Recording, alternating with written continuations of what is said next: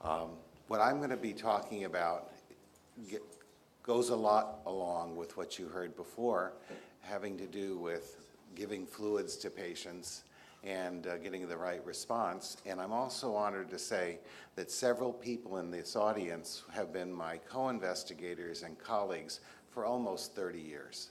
And it's just a pleasure to be sitting here with these group of people talking to you today and tomorrow. Okay, these are my conflicts of interest. I'm a consultant to every known hemodynamic monitoring company that I'm aware of.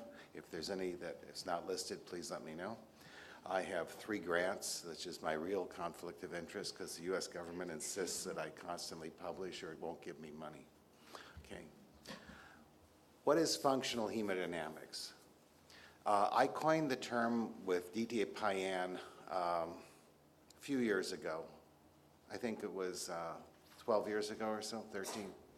And what it was we were saying it's not the static measurement of a pressure or a flow or anything for that matter. It was the dynamic reaction that it has. And the analogy is to an electrocardiogram. If I were to measure the ECG on anyone here, it wouldn't tell you at all if you have coronary artery disease.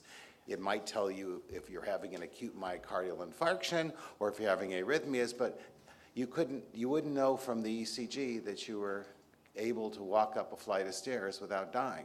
But if you did the exact same ECG and put you on a bicycle, and I get your heart rate up to 80% of your maximum predicted heart rate without any ST segment elevation, J-point depression, or T-wave inversion, I'm 99% sure you don't have any coronary disease to speak of that's going to cause significant health problems in the near future. I haven't changed the ECG at all. It's the same ECG. I've got the exact same data. But what I've done is I put into it a functional marker.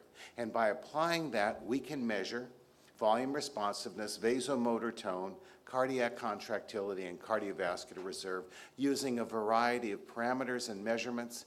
And the number of them is too numerous to count, and you could actually invent your own. When we talked about the ways to measure this, we simply looked initially at pulse pressure. But then we said anything would work, and the number of things that have worked afterwards has documented that to be a true statement. So the functional questions you ask, the first one is your patient in compensated shock? Because hypotension means hypoperfusion of the tissues, and if you wait for hypotension, you've waited too long. And by that time, you already have organ injury, and the janitor is telling you the patient's sick, and you need to do something else because you're in the wrong job. But once you know the patient is sick, and you assume that they have hypoperfusion of their tissues, one of the fundamental questions we always ask is, if I give this person fluid, will cardiac output go up? And if so, by how much? Because if it won't go up, I shouldn't give them fluids, because then all I'll be doing then is volume overloading them. Is arterial tone increased, decreased, or normal? And finally, can the heart maintain flow under pressure without going into failure? And I submit to you that in reality, these are the only real questions you're asking on a cardiovascular basis of your patients. Yes, maybe pulmonary hypertension and simple things like that, but this is essentially what we're asking.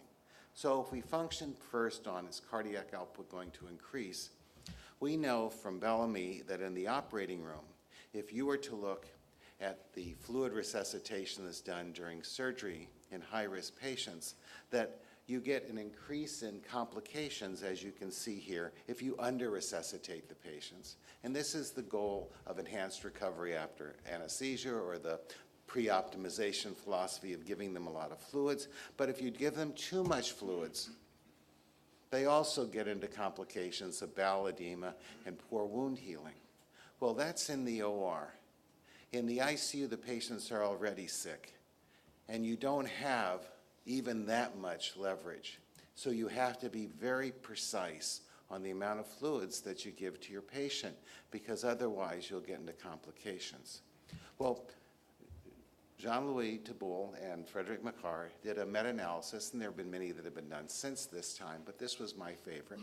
And they simply said, will patients who are in shock, whether they're in the emergency department, post-operatively, or whatever, how many of them will increase their cardiac output by at least 15% with a 500 ml bolus of fluid? And they looked at all the studies that were out there where people had looked at volume responsiveness, and they looked, volume responsiveness. And what they found was in fully 50% of the patients who present in circulatory shock are not volume responsive. Now, having a batting average of 500 is pretty good if you're a baseball player, but it sucks if you're a doctor. It also means that by giving fluids to these patients, you're giving the wrong therapy and delaying the right therapy. Okay? And if they have core pulmonality, it might make them even worse. So the blind use of saline is dangerous. Okay? And all these pictures, by the way, are real. Okay? So you would like to ask the question, is my patient volume responsive? And traditionally, we say that if your venous return and your left ventricular preload are the determinants of cardiac output, and you evoke Starling's law of the heart, and you assume that if you have a low left ventricular end diastolic volume, you're volume responsive, and so you measure surrogates of this preload, CVP, pulmonary occlusion pressure, total thoracic blood volume, fill in the blank. Doesn't matter. The reality is none of these parameters measure volume responsiveness. They all follow the same path. Changes in CVP or wedge pressure don't predict changes in stroke volume. And you can look at the right ventricular volume or its change versus CVP, or the left ventricular volume or its change versus CVP in shock patients. Doesn't work. Just looking at stroke volume or its change, it doesn't work. So if you learn nothing else from this lecture, please learn this. Preload is not preload responsiveness. I can have a big ventricle and be volume responsive. I can have a small ventricle and not be volume responsive. The most common form of heart failure today is diastolic dysfunction. It's heart failure with preserved ejection fraction. Okay? They do not respond to volume. They do very poorly. Okay? But, you know, we kind of knew this for about 100 years. This is not new information. In the exact same lab where Starling did his study, Anrep came from, in those days, I guess it was called St. Petersburg, it still is, and he published his work on the Anrep effect. But Starling didn't like it, so he published it in German, and most of us don't read German, so nobody knew about this, even though it was published in the same year. This is an example from 1959, simply because it's a pretty picture, of an isolated human heart in a prep. And what you're going to see here is that this is the stroke volume. Heart gets smaller. Okay, this is an isolated human heart with fluid running through it. You with me? Okay. So there's your end diastolic volume. Now what they do is they turn up the pump, and immediately on the next couple of heartbeats, boom, boom, boom, you get an increase in stroke volume. That's Starling's law of the heart. And it's absolutely essential to maintain from one heartbeat to the next the output of the two ventricles equal to each other, so that you don't have to go to committee and vote every single time you want to then change the output of one to the other. But look at what happens over 3 minutes. Intrinsic contractility of the heart increases such that the stroke volume remains elevated, but the preload is lower than it was before. So if I gave volume to someone and measured their preload, there's no possible way this would have shown anything that happens. The American Heart Association defines heart failure as those patients who need to use the Starling mechanism to increase stroke volume. So that's the whole point here. You cannot use preload to assess volume responsiveness, but you can look at the dynamic changes in end diastolic volume, and that's what we use for functional hemodynamic monitoring. It's a dynamic interaction between the two.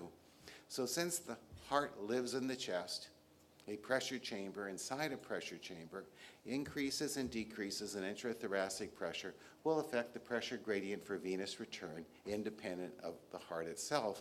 And thus, whether you like it or not, with every breath you're changing your preload in a dynamic fashion, and the heart follows suit. This was a study that I did in 1984, and this is an intact dog in which I put a flow probe on the pulmonary artery, and this is, you can see, spontaneous breathing, pleural pressure fell, and stroke volume went up because as CVP went down, there was an increase in venous return, and in the second level here, right ventricular filling pressure rose. Contrast that to the positive pressure breath with the airway pressure causing the pleural pressure to rise, CVP goes up, it's a dam to venous return. right ventricular filling pressure falls, and right ventricular stroke volume falls. So I can use this dynamic change in preload to see if, in fact, using the Starling mechanism, the patient's volume responsive. Now, this was published in 1984.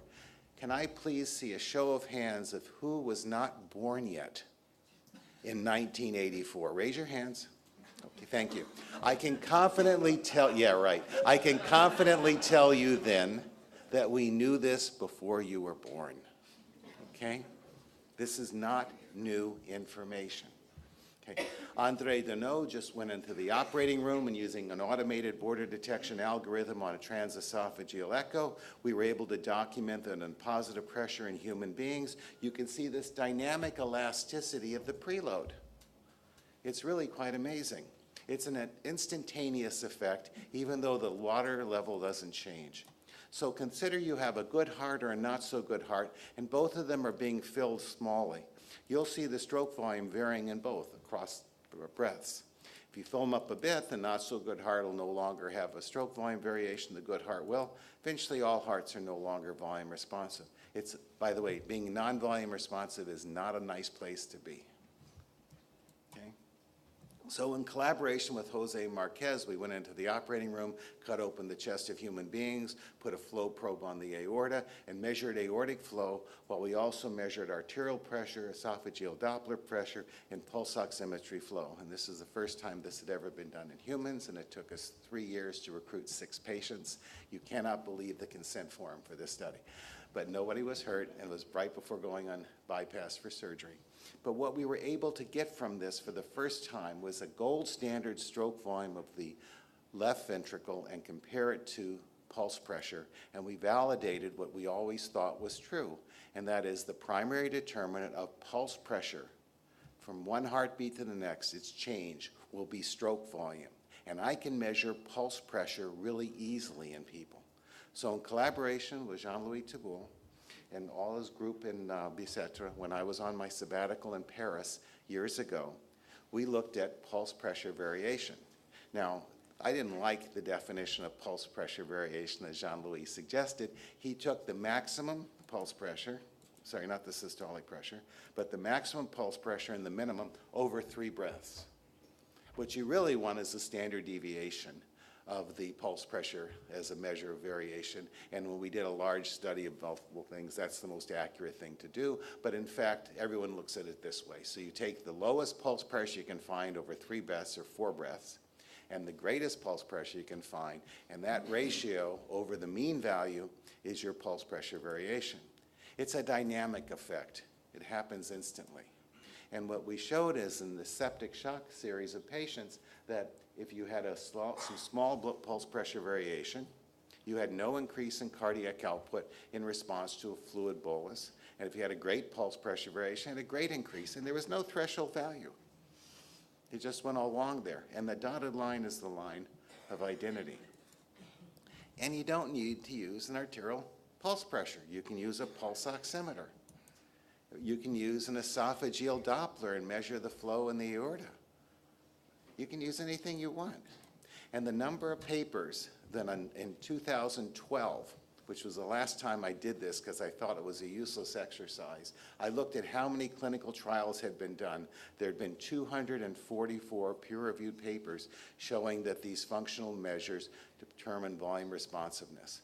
I want to say that I know of no other diagnostic test that has been so widely endorsed by the world. And thank goodness, finally, this year, the Surviving Sepsis Guidelines has said to please use dynamic parameters as the ones I'm going to continue to describe to predict volume responsiveness. Okay. And Paul Merrick in the back did a study like he usually does. He looks at a whole bunch of someone else's work and then tells them whether it's good or bad. And as he demonstrated, the pulse pressure and stroke volume variation were very accurate. But now let's start to use it functionally.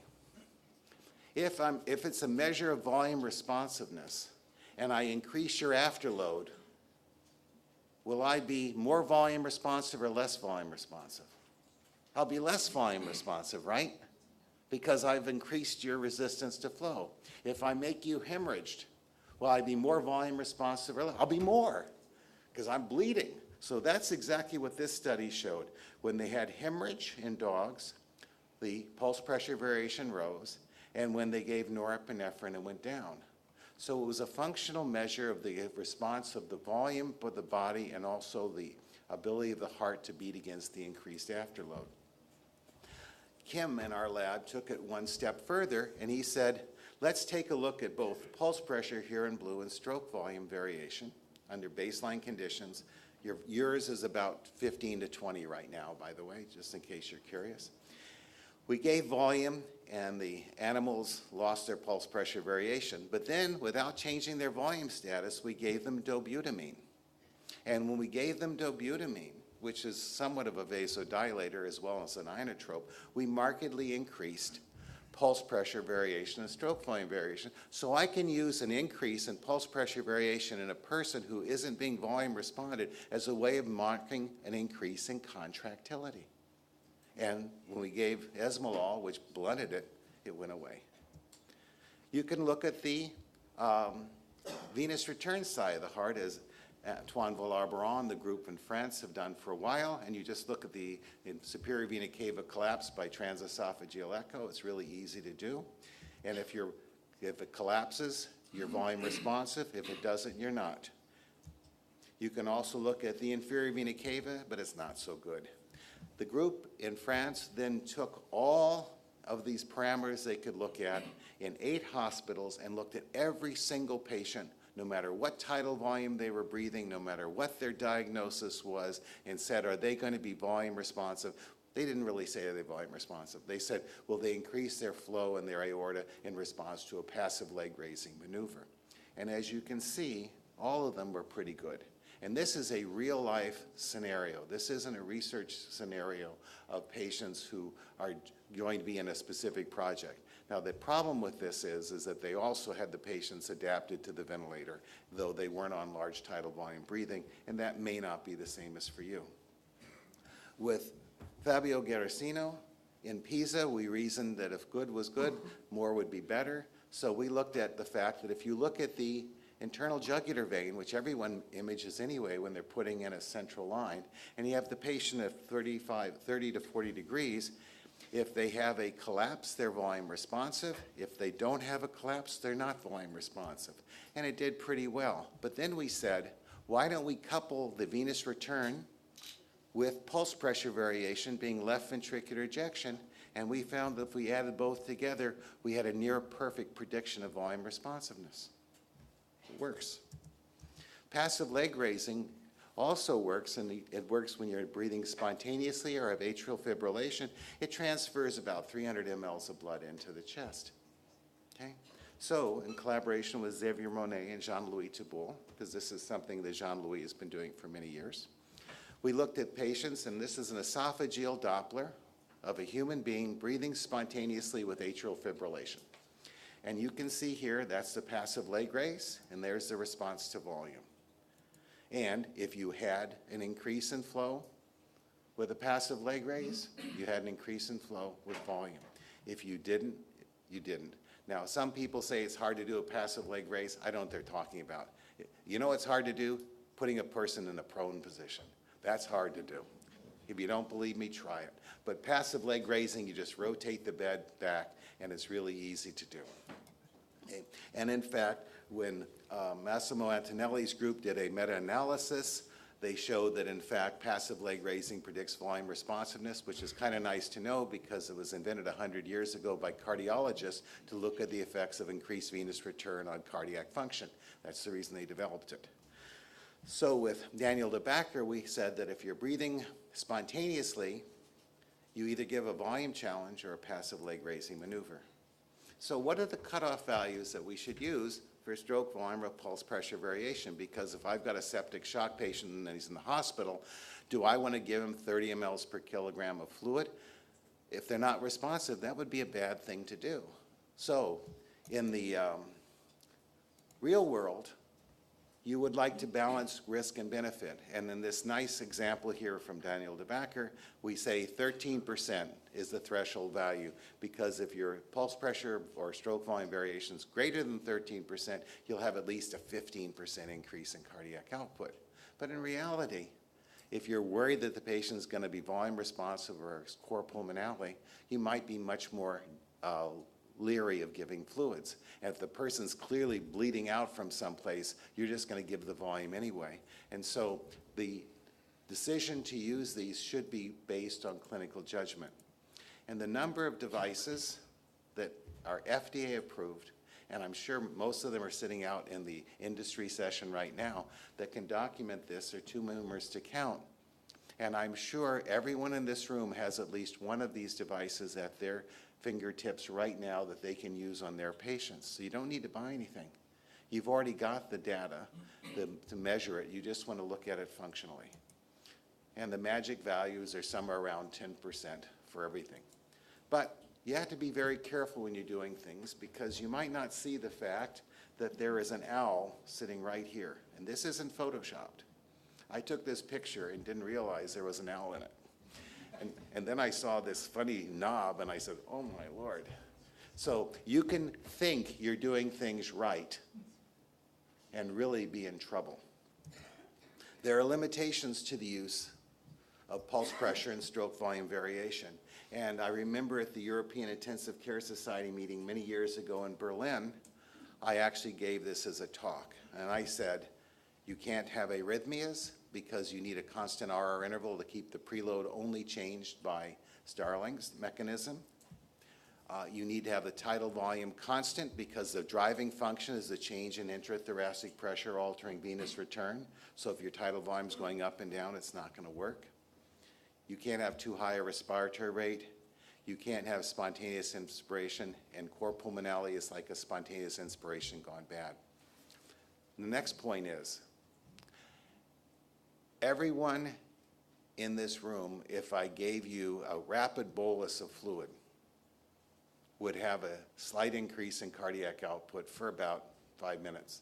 And then you'd have an increase in urine output, because the determinant of cardiac output is not blood volume, but metabolic demand of the tissues. But you're all volume responsive. But I pray nobody here is in shock.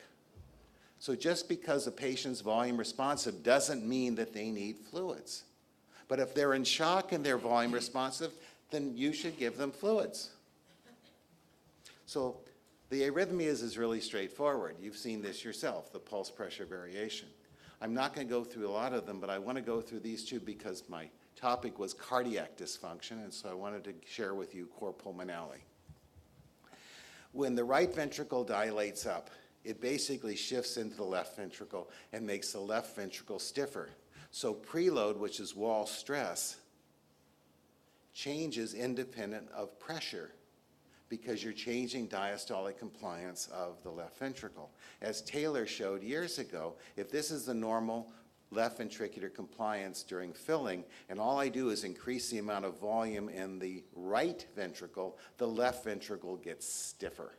And for the same preload, I need a significantly higher pressure. I haven't changed the wall stress, but my pressure's gone up, and so I can't use the same thing. So back in 1985, we put a flow probe on the pulmonary artery and another one on the left ventricle, and we had an animal intact, closed chest, recovered, and we looked at spontaneous inspiration. You see pleural pressure falls, there's no airway change because of the spontaneous breathing. You can see an immediate increase in right ventricular stroke volume. See that? Goes right up. But look, at the exact same time, I get a mirror image fall in left ventricular stroke volume. That's not volume responsiveness, that's ventricular interdependence. That's the fact that my left ventricle got stiff. But contrast that to a positive pressure breath, where the airway pressure rises, causes the pleural pressure to go up, causing CVP to go up, causes the stroke volume of the right ventricle to go down. But look, the left ventricle doesn't change for a while. And then when the decrease in venous return to the right side finally makes it to the left side, you're seeing the Starling mechanism. That's no interdependence, and that's the reason why you can use pulse pressure and stroke volume variation during positive pressure breathing, which is not an issue in the operating room, but it is in the ICU. Okay? And one can think about this in terms of systolic pressure variation. And in this example here of patients, they were on positive pressure breathing. They did an auto transfusion by taking away blood from them because they're in a high bleeding surgery and infuse fluid so that they'd have blood then to give their patient after surgery, during surgery. And as you can see, as they remove more blood, the systolic pressure rose, and when they gave back fluid to replace it, the systolic pressure variation fell in these patients on positive pressure breathing. But when you looked at what happened during the same thing on patients breathing spontaneously, you couldn't tell. So you need to have a positive pressure breath. And the final thing I wanted to discuss was acute cor pulmonale. It's my opinion that if you push a patient until they're no longer volume responsive, they are in cor pulmonale. If I make a patient no longer volume responsive and I'm doing a transthoracic echo, I already have paradoxical septal shift, and I already have bulging and occasionally a little bit of tricuspid regurgitation. You do not want to have your patient at the spot where they're no longer volume responsive. You need to maintain some cardiac reserve, and that's why we stop giving fluids once the pulse pressure variation falls below 10%. It's so that you can maintain some of that. In this very nice study that was given to me by Francois Jardin years ago, you see a patient with the fourth chamber view of the heart, and you can see the big right ventricle, right, and the paradoxical bulging of the septum into the left ventricle. This is a person with cor pulmonale, and his pulse pressure variation was 21%. But what you can appreciate from this is that look when the pulse pressure is getting bigger. It's getting bigger with every positive pressure breath. Why? Because with the positive pressure breath, you're decreasing venous return, and the right ventricle gets smaller, and it makes the left ventricle more compliant. It's reverse Bernheim effect. It's the exact opposite of spontaneous breathing. But watch, when they gave this person volume, in this case 500 mLs of plasma, I don't remember which one they used, I can't remember. You see the right ventricle gets even bigger, and the pulse pressure variation increased. So the problem is that if you have cor pulmonale, pulse pressure variation can get even worse, can increase, and you'll misrepresent it. So one of the things that you should do in your patients when you're assessing them is do an echo.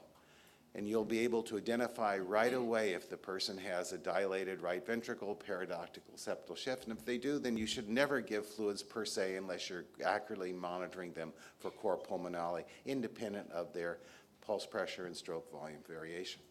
Surprisingly, or not, the increase in cardiac output in these patients will still predict whether they're volume responsive. So if you do a passive leg raise, a person in cor pulmonale will have no increase in cardiac output even though they have a pulse pressure variation. So that's a good way to go if you have any questions. And in fact, that was one of the recommendations that the European Society of Critical Care Medicine made a few years ago. Okay. One of the studies that looked at the patients with cor pulmonale discovered that not all cor pulmonale is severe. What a surprise. Some patients who had cor pulmonale had pulse pressure variation or volume responders, and some of them didn't, but you couldn't predict it from their baseline value of pulse pressure variation.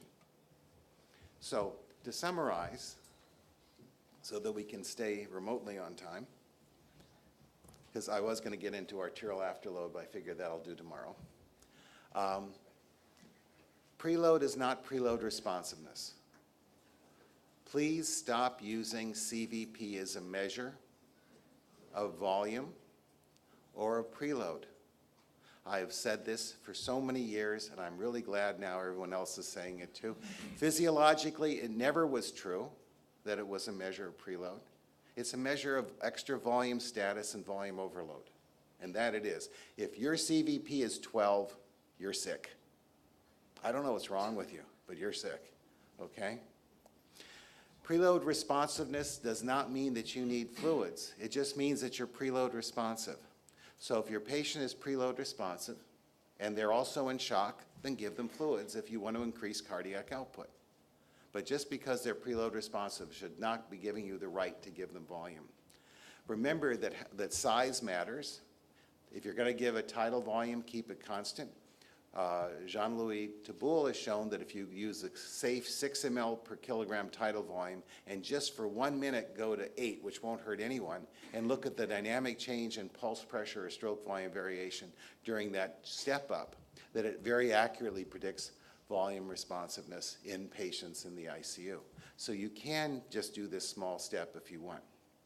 And remember that different means of measuring pressure and flow, whether you're using pulse oximeters, arterial catheters, esophageal Doppler, every one of these techniques has their own internal errors of measurement.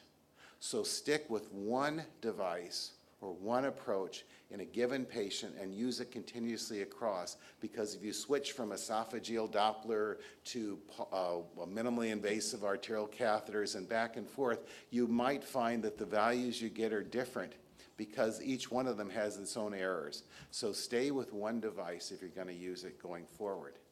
And with that, I'd like to thank you for your attention.